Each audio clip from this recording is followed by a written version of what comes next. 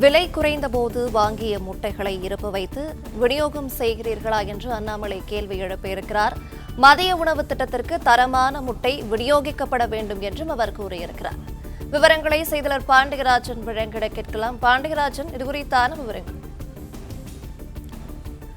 விவரங்களை செய்தியாளர் பிரகாஷ் வழங்கிட கேட்கலாம். பிரகாஷ், விவரங்கள்.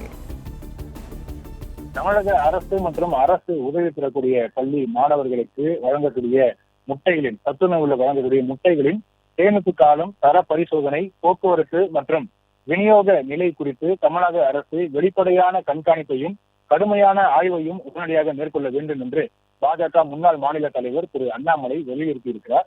இது குறித்து எக்ஸ் வலைதளத்தில் அவர் பதிவிட்டிருக்கக்கூடிய செய்தியில தமிழக பள்ளி மாணவர்களின் மதிய உணவு திட்டத்தில் வழங்கப்படும் முட்டைகளுக்கு ஆண்டு முழுவதும் ஒரு முட்டைக்கு ₹5.63 என்ற நிலையான விலையை தமிழக அரசு வழங்குகிறது.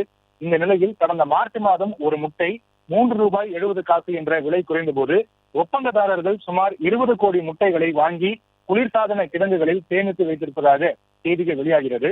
அதாவது குறைந்த விலைக்கு பெருமளவில் சேமித்து வைத்து ஆண்டு முழுவதும் பள்ளி மாணவர்களுக்கு வழங்க திட்டமிட்டுள்ளதாக தெரிகிறது. முட்டை என்பது நீண்ட காலம் கெட்டு போகாமல் இருக்கக்கூடிய பொருள் அல்ல.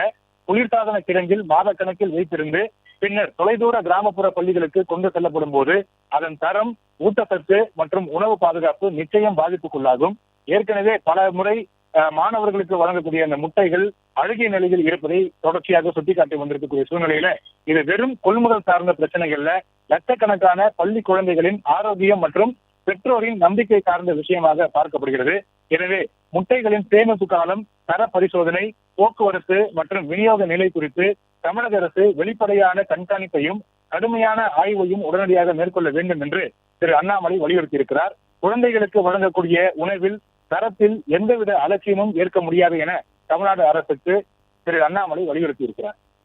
பிளே ஸ்டோர் மற்றும் ஆப் ஸ்டோரில் இருந்து பாலிமர் செயலியை QR கோடு மூலம் பதிவிறக்கம் செய்யுங்கள். செய்திகளை உடனுக்குடன் பெறுங்கள்.